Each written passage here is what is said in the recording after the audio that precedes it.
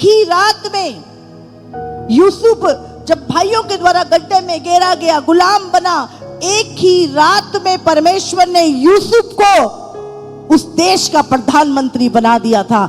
एक ही रात में। आपको लग रहा है देर हो रही है, आपको लग रहा है समय कब आएगा, आपको लग रहा है ये चीजें कब बदलेंगी, आपको लग रहा है कि प्रभु कब आएगा, कब से बोल रहे हैं। इजरायली भी 400 साल से वहां पर थे, लेकिन कुछ नहीं हुआ। लेकिन जब परमेश्वर का समय पूरा हुआ, परमेश्वर एक व्यक्ति को, मूसा को लेके गया वहां, और एक के बाद एक विपत्तियां शुरू हुई, और उसके बाद एक ही रात में परमेश्वर ने सबको वहां से निकाल लिया। आपको समझना है, आप वचन सुन रहे हो, आप प्रचार सुन रहे हो, यीशु आने वाला है, रैप्चर होने वाला है, खुदावंद आने वाला है, कब आएगा? रोज तो ऐसी बातें करते रहते बातें।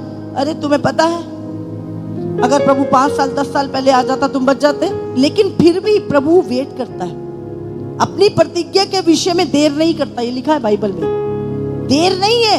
पर अभी कितने लोग हैं जो बचाने वाले हैं, जिनके लिए प्रभु वो समय पूरा होना, सबका बचाया जाना। बाइबल में लिखा है अभी तुम्हारे भाइयों की तरह और लोग हैं जो घात किए जाने हैं। अभी यीशु के आने से पहले क्या होगा? इजराइलियों के बाहर जाने से पहले क्या हुआ? विपत्तियां आई। यीशु के आने से पहले क्या होगा? संसार के ऊपर विपत्तियां आएंगी। और हम देख रहे हैं जगहों जगहों पे आग का लगना, भूकंप का आना। इस जगह 60,000 मर गए, इतने हजार, 10,000 यहाँ मर गए, 20,000 वहां मर गए। भूकंप का आना, लड़ाइयों का होना, राज्य पे राज्य चढ़ाई करेगा, देश पे देश चढ़ाई करेगा, जगह जगह भयंकर अकाल पड़ेंगे, भूखमरी होगी। तो ये क्या था? सारा विपत्तियों की शुरुआत। तो ये विपत्तियां जो है ये शुरू हो चुकी है।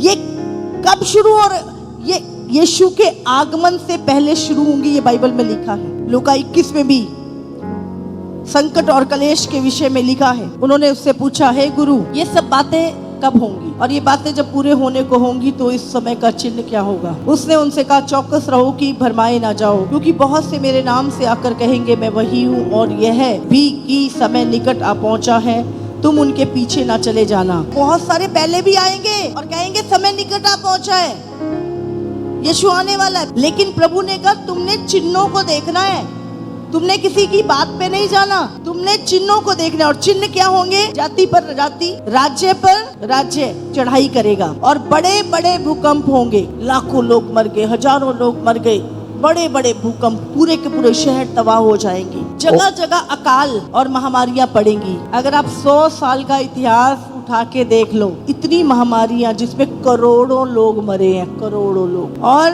आकाश से भयंकर बातें और बड़े बड़े चिन्ह प्रकट होंगे। अब जानते हैं हजारों चिन्ह आकाश में प्रकट हो रहे हैं, हजारों विपत्तियां, उसके बाद सताव, और अब सताव का समय है। और सताव के बाद क्या होगा?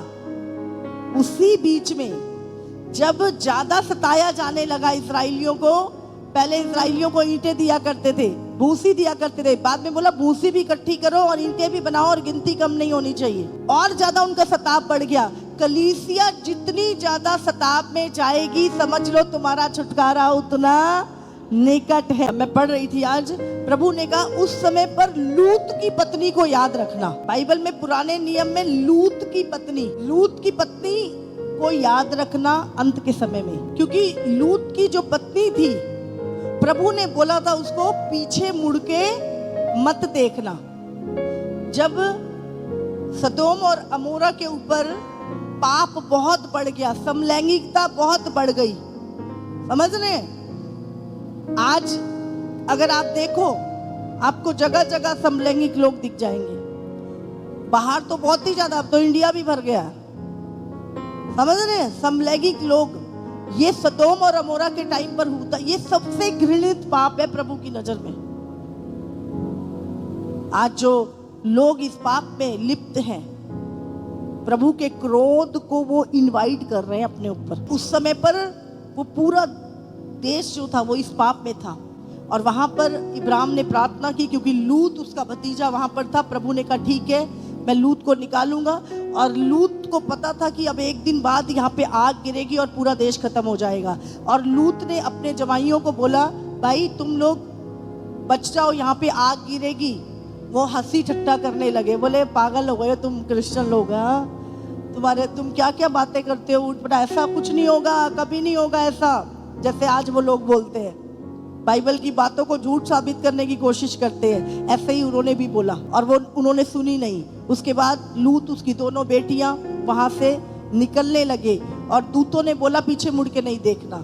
पर क्या हुआ, लूत की पत्नी ने पीछे मुड़ के देखा और वो नमक का खंबा बन गई। वो आज भी है वहां पर इजराइल में। प्रभु ने कहा जो अपना प्राण बचाएगा वो उसे खोएगा, और जो कोई मेरे नाम के लिए अपना प्राण देगा वो उसे पाएगा। हालेलुया। तो प्रभु ने कहा लूत की पत्नी को तुम्हें याद रखना है उस समय में कि पीछे मुड़ के नहीं देखना, विश्वास से नहीं गिरना, पीछे नहीं होना, पर आगे की ओर बढ़ते जाना। बाइबल क्या बताती है, जब नूह जहाज बना रहा था तब जिस दिन तक नूह जहाज के अंदर नहीं बैठ गया उस दिन तक दुनिया सेम वैसे ही चल रही थी जैसे रोज चलती थी। लोग घर बना रहे थे, अपनी जॉब पे गए थे, शादी ब्याह हो रहे थे, सारा ऐसा ही एक नॉर्मल दिन था वो। समझ रहे हैं, कोई ऐसा दिन नहीं था जी कोई खास दिन था। वो कहते वो बिल्कुल नॉर्मल दिन था और लोग क्या है शादी ब्याह कर रहे थे, पेड़ लगा रहे थे, हाँ मकान बना रहे थे और बहुत सारी चीजें कर रहे थे। ऐसा ही डे था वो एक। तब जल प्रलय ने आकर उन सबको नष्ट कर दिया। जब भूचाल आता है तो बता के आता है कि नहीं भाई अभी तुम्हारी पार्टी लग रही है, अभी नहीं आऊंगा।